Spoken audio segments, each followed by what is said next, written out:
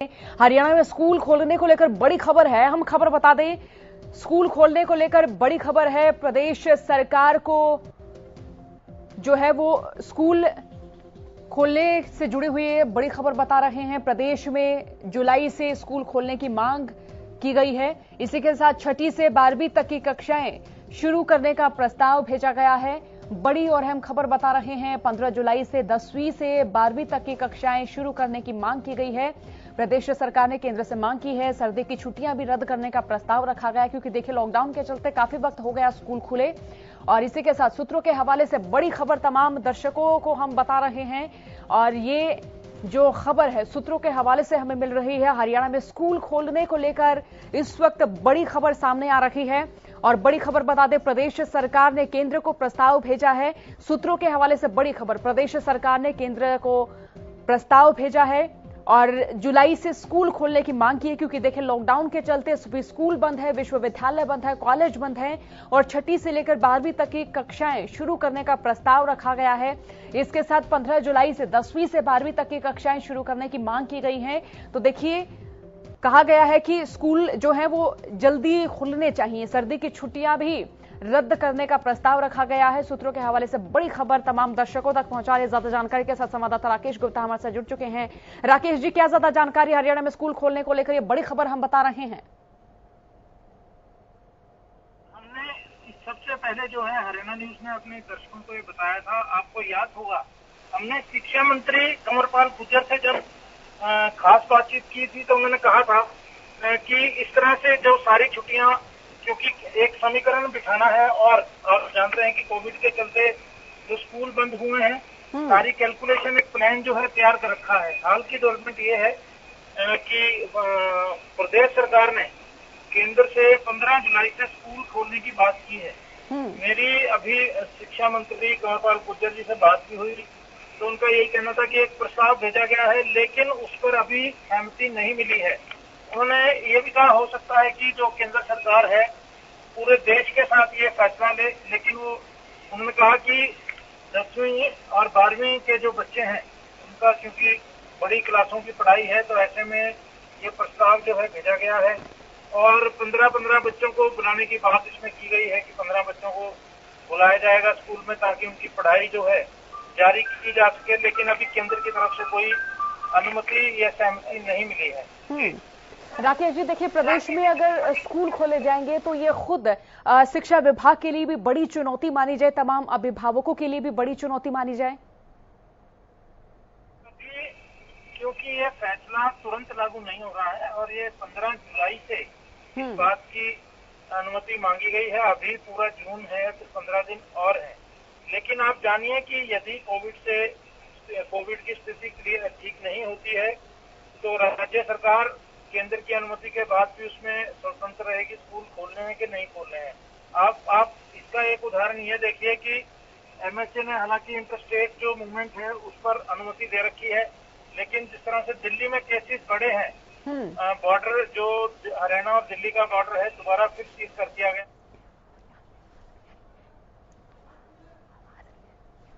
जी बहुत बहुत शुक्रिया राकेश जी, बहुत शुक्रिया। इसी बीच हमारे साथ शिक्षा मंत्री कंवरपाल गुर्जर जुड़ चुके हैं। कंवरपाल जी, स्वागत आपका हरियाणा न्यूज पर। जी धन्यवाद जी। कंवरपाल जी, अगर बात हम प्रदेश में स्कूलों के खोलने की करें तो क्या कुछ आपकी ओर से रोडमैप बनाया गया है, क्या कुछ आपकी ओर से निर्धारित किया गया है? देखिए हमारा विचार था ये अब ये निर्णय तो सेंटर ने करना कि हमारा विचार ये था कि 10वीं क्लास के लिए और 12वीं क्लास के लिए, मैट्रिक और +2 के लिए अगर हमें परमिशन मिले तो हम जो बच्चे 15-15 बच्चों का एक एक ग्रुप बुलाने के लिए हमारी इच्छा थी, हम तैयार थे। और उसमें सोशल डिस्टेंसिंग भी बनी रहेगी और बच्चों का अगर मतलब 6 दिन अगर नहीं लगते तो 3 दिन तो नहीं मिल जाएंगे, 3 पीरियड तो मिल जाएंगे उन्हें। और ऑनलाइन जो पढ़ाई कर भी रहे उसमें से काफी कुछ टीचर से जो पूछने की जरूरत है तो वहाँ भी लेंगे अपना और टीचर भी अपना कुछ कोर्स पूरा कर लेंगे। इस प्रकार की हमारी इच्छा थी, क्योंकि ये दोनों क्लासें ऐसी है जो बोर्ड की है, मैट्रिक भी और +2 भी। लेकिन अब देश में जैसी परिस्थितियां हैं, जो विशेषज्ञ है परमिशन तो उसके हिसाब से मिलेगी, क्योंकि हम तो उसके विशेषज्ञ नहीं है, हम तो अपनी इच्छा हमने व्यक्त कर दी। तो मुझे लगता है कि शायद अब की बार जब लॉकडाउन समाप्त होगा शायद कुछ हमें उम्मीद है कि शायद एजुकेशन के मामले में कुछ छूट हमें शायद मिलेगी। इस प्रकार की हम आशा करते हैं कि कुछ मिलेगी। तो ये प्रयास, और दूसरा हमारा प्रयास ये है कि अगर जुलाई में हमें परमिशन मिलती है तो उसके लिए भी हमने तैयारी कर रखी है कि अगर जुलाई में हमें मिलती है तो जो सर्दियों की छुट्टियां हैं, 16 छुट्टियां होती है सर्दियों, तो वो छुट्टियां हमने विचार किया कि हम कैंसिल कर देंगे। और ऐसे ही 11 शनिवार होते हैं जो हम जिनमें हम छुट्टी करते हैं, तो वो 11 शनिवारों की भी हम छुट्टी कैंसिल कर देंगे। और उसके साथ साथ अगस्त में और सितंबर में 2 महीने ऐसे हैं जिसमें हम थोड़ा सा पीरियड जो स्कूल का टाइम है वो बढ़ा सकते हैं। तो हमने उसमें विचार किया कि 1 घंटे से 2 घंटे तक हम बढ़ाने का हमारा विचार है कि अगर उस टाइम स्कूल खुलते हैं तो उसका जो टाइम है वो बढ़ा देंगे। और इसमें लगभग हमें इतना टाइम मिल जाएगा कि हम जो सिलेबस है वो कवर कर लेंगे। और अगर मान लो परिस्थितियां फिर भी ठीक नहीं होती जुलाई में भी, तो उसके लिए हमने एक निवेदन भेजा, मेरे ख्याल सब नहीं भेजा, सब स्टेट की ओर से, हमारे स्टेट की ओर से भी है, कि जिसी को हमने मांग की कि भाई हमारा जो सिलेबस है वो जितने हमारे जो दिन कम हो रहे हैं उसके हिसाब से फिर वो सिलेबस हमारा कम कर दिया जाए। तो इस प्रकार की योजना हमारी है और सरकार से इस प्रकार की मांग हमने केंद्र की सरकार से की है। कंवरपाल जी, प्रदेश में जिस तरह से विद्यालयों की कमी है और अगर खास तौर पर ग्रामीण क्षेत्रों की बात करें तो वहां भी कई ऐसे जो है मामले हैं जहां पर गांव से दूर स्कूल पढ़ते हैं। तो इसको लेकर जो आपकी सरकार को या स्वयं आपको जो काम करना चाहिए तो उसके लिए आपको वक्त नहीं मिल पाया। तो इन तमाम जो कार्य पेंडिंग पड़े हुए हैं उनको दोबारा करने में कितना और वक्त लगेगा, कितनी बड़ी चुनौती रहेगी काम को दोबारा नए पैमाने से, नए सिरे से शुरू करना? आपका काम से अभिप्राय क्या है? मतलब स्कूल बच्चों में पढ़ाने के से कह रहे हैं आप, या कोई जिस तरह से नए स्कूलों के निर्माण को लेकर, शिक्षा के प्रचार प्रसार को लेकर, खासतौर पर अगर ग्रामीण क्षेत्रों की बात करें, क्योंकि देखिए ग्रामीण क्षेत्रों में जो स्कूल हैं वो काफी दूरी पर हैं। बात अगर मैं मेरे ही गांव की करूं तो मेरे गांव में कथूरा गांव है मेरा सर, और जो आसपास के जो गांव की जो बच्चियां हैं वो 10वीं से आगे 11वीं और 12वीं की पढ़ाई करने के लिए मेरे गाँव में आती हैं। तो इसी तरह से जो ग्रामीण क्षेत्रों में जिन स्कूलों की कमी है तो वो जो कार्य करना चाहिए था उसको करने जब आप दोबारा वो कार्य करेंगे तो आपको कितनी बड़ी चुनौती महसूस होगी, कितनी बड़ी चुनौती माने दोबारा काम को अपने सिरे से लगाना? बिल्डिंग के मामले में जो है हमारा हरियाणा में काफी अच्छी पोजीशन है पहले से ही। और अब की बार हमने एक निर्णय लिया था कि जितने भी हमारे स्कूल हैं उन सभी स्कूलों की चारदीवारी और स्कूलों के रास्ते उसको बढ़ाने का हमने निर्णय लिया था। ये तो अचानक इस प्रकार की एक नई समस्या सामने आएगी, पूरी दुनिया के, देश के, हमारे सामने भी आएगी। नहीं तो हमने उसको 4 महीने का टाइम दिया था कि 4 महीने में ये सारा कुछ हम कंप्लीट कर देंगे। और उसके बाद जो बिल्डिंग की समस्या आप बता रहे हैं उसके लिए भी हमने लिया था कि अब की बार हम मैक्सिमम बिल्डिंग, क्योंकि अब की बार हमने बजट में भी हमारी जो हिस्सेदारी थी वो पिछले के मुकाबले 29% ज्यादा है, यानी कि टोटल बजट का 15% अब की बार एजुकेशन को मिला।